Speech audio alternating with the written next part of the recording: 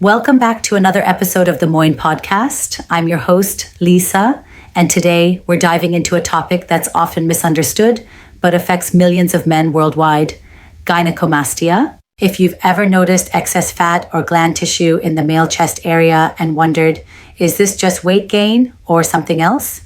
This episode is for you, and joining me, as always, is Dr. Moein, board-certified cosmetic surgeon based Century City, Beverly Hills.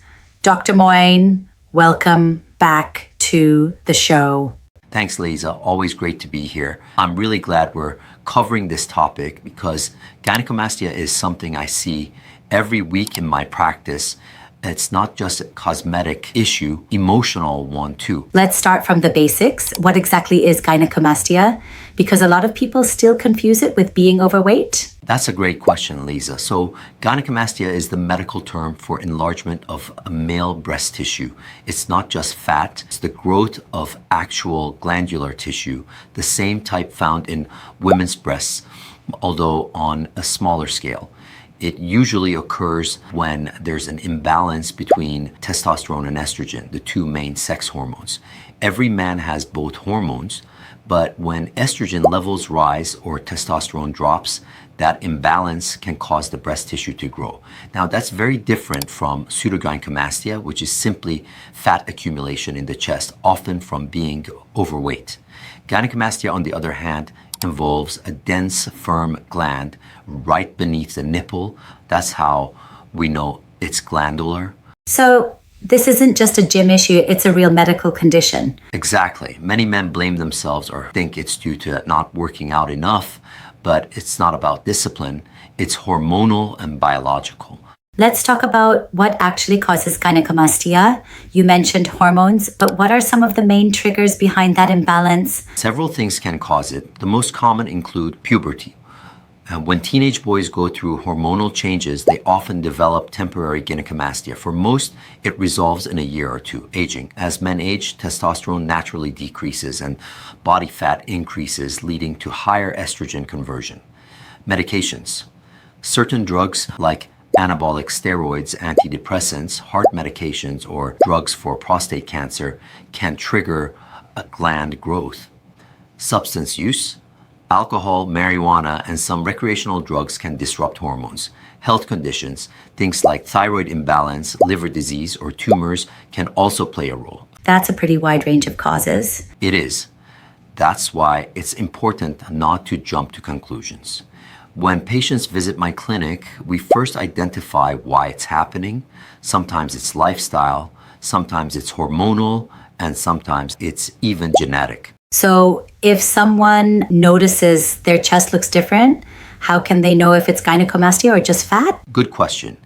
If you feel a firm lump or disc-shaped gland under the nipple, that's a sign of true gynecomastia.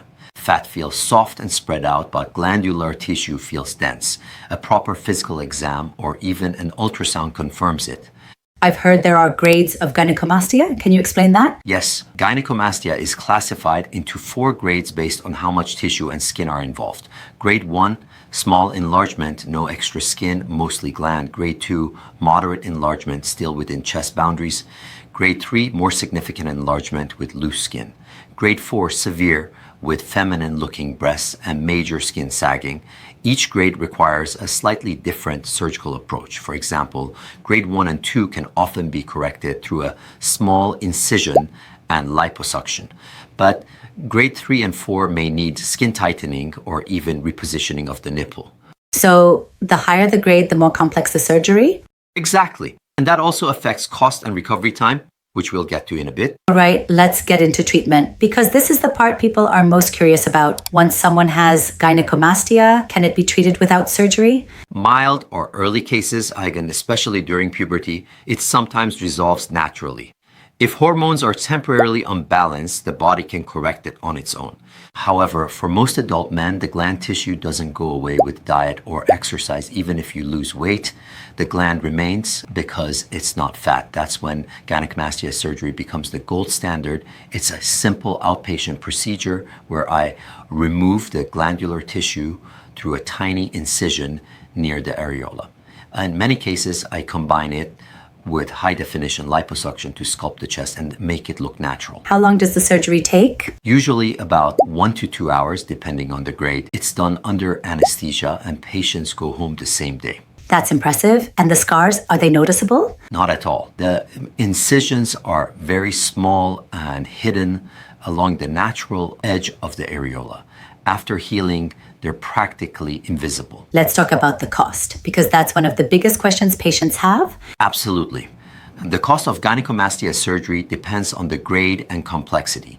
In general, it ranges from $6,000 to $12,000 in the US. That includes anesthesia, facility fees, and aftercare.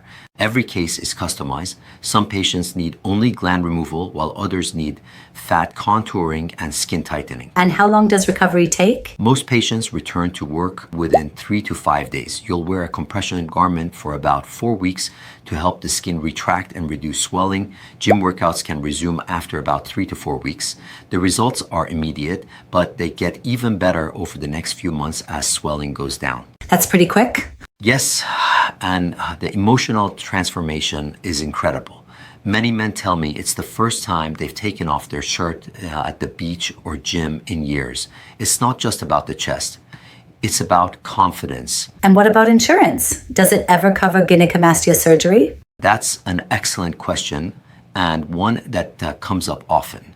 In most instances, insurance does not cover gynecomastia surgery because it's considered a cosmetic procedure. However, there are exceptions. Cases involving higher grades of gynecomastia, such as grade 3 or 4, where there's significant tissue growth, pain, or extreme nipple sensitivity, may sometimes qualify for partial or full coverage. Additionally, if a patient experiences emotional distress that interferes with daily life or intimacy, or abnormal bloody discharge from the nipple, those are also medical concerns that insurers may review more seriously.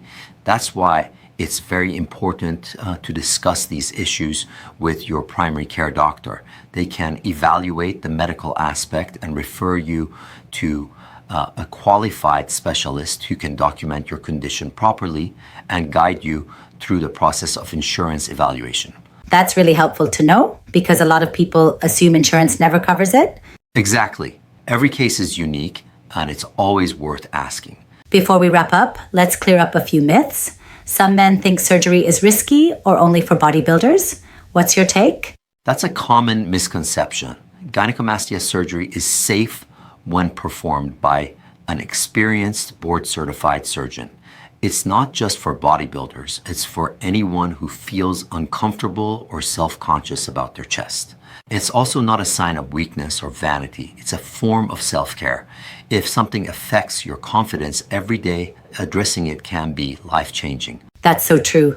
So what final message would you like to give to men dealing with gynecomastia? Don't ignore it and don't be ashamed of it. You're not alone and it's not your fault.